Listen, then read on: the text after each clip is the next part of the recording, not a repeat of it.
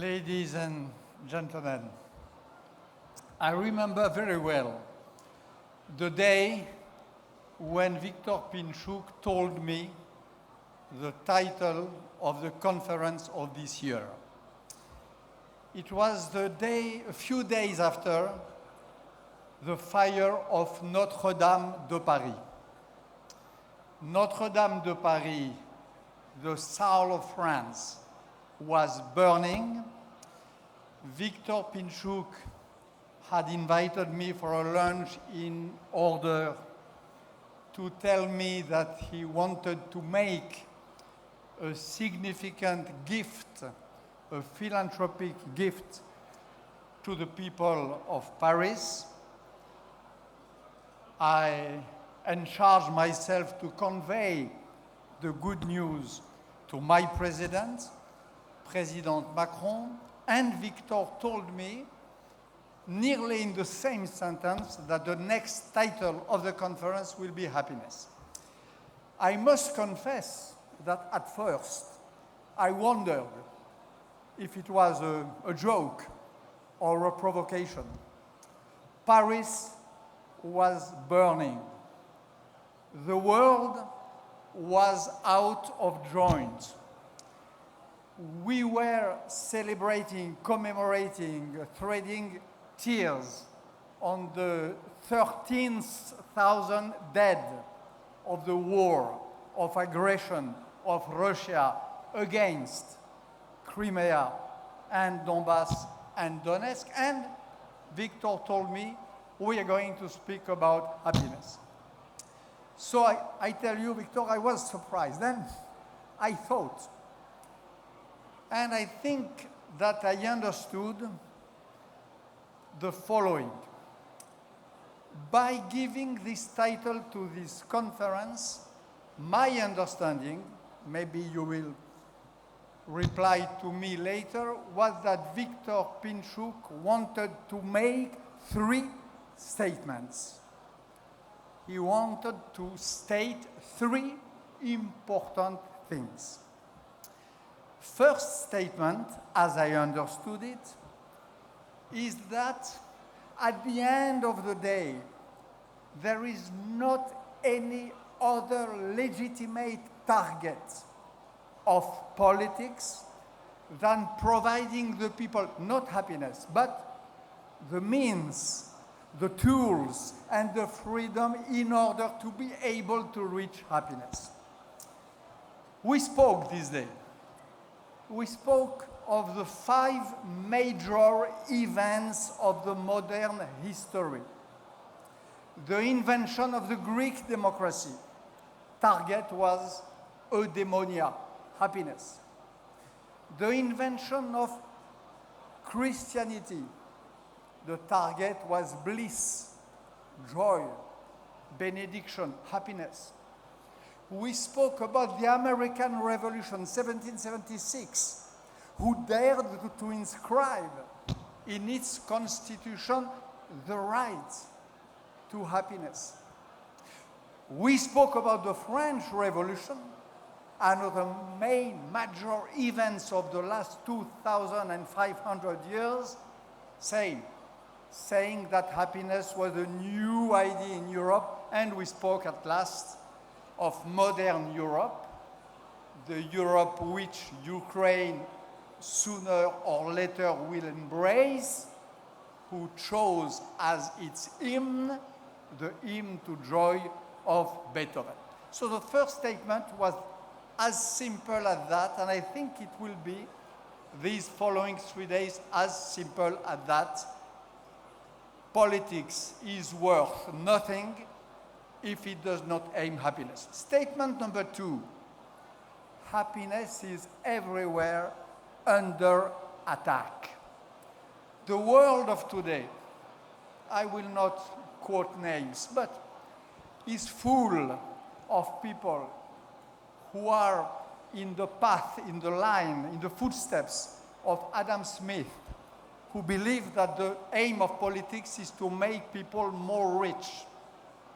Politics is full of people who follow the footsteps of Carl Schmitt, believing that the aim of politics is to designate an enemy and to win against him. The world is full of people who are drunk with identity politics. Less and less in the modern leadership is faithful to this dream of the Greeks, of the Christians, of the Americans and French, which is just happiness. The second statement, which I think Victor had in mind, is this fragility, this tragic fragility of this will for happiness. But the main statement of this conference, as I understand it, is that the best way to make those statements is to do it through art. Since 15 years, Victor and the curator of the foundation, Mr. Bjorn Geldof, do it and say it. And we are all witnesses of the fact that this is a place where artists are supposed to help us thinking and do it. I think that it has never been as explicit as this year. Never as during the conference which is opening today will be as clear the fact that art is an instrument, a tool of knowledge, of grasping and understanding the world. You will see in a few minutes some kids from all over the world and from one of the martyred areas of Ukraine, warming up their fragile will for happiness with the little son of one of the artists who will make this conference, Olafur Eliasson. You will see one of the most moving moments, I'm sure, in a few minutes of this conference. You will see one of the most famous, but more important, talented American and world dancers of today. One of the inheritors of Nureyev, of Serge Liffard, of Alicia Markova, of others, Mr. Lil Buck, who is just incredible and who will play in front of us an interpretation of the life in a capsule of 3 minutes, of the life, of the death, and of the attempt of survival of the swan of Camille Saint-Saëns and others. And this will be, I think you will understand it as I did, as a way to express this impossible to harass and to destroy will for happiness. And you will see, first of all, just after these tiny remarks, another huge contemporary artist, another Danish artist like Olafur Eliasson, Jacob Stensen. You will have to see, if I may give an advice, you will have to try to see with your eyes, to see with your ears, to listen with your eyes, and to think with your body on the 8 screens which are there. And you will see one of the most inventive and brilliant contemporary artists inventing in front of us with artificial intelligence tools, a sort of remake of the nature which is under attack and at the edge of collapse today. You will see Mr. Stencel expressing the fact that we are at the verge of seeing the beautiful nature around us becoming a sort of souvenir and of remorse, but very bright and very vivid.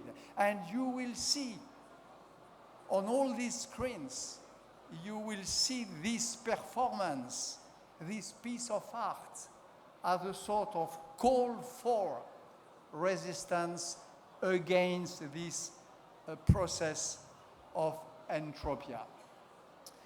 So for me, I am familiar to this conference, and I saw so great pieces of art in this place. But it has never been as crystal clear as today that these Jeff Koons still flowers, this garden which you will see tomorrow, this frozen and timeless garden of Olafur Eliasson, tell us that the world of yesterday, the world invented by the Greeks, continued by the Enlightenment, conceiving politics as a way to try to approach happiness, is very close to die. And that there is still a bunch of artists, of responsible, of NGOs, of women, ladies, and men of goodwill who are ready to resist to this terrible nihilistic process. This is why I am here this year again. This is why we all are here. This Yes Conference of 2019 for me is an act of metaphysical and poetical resistance. Thank you very much.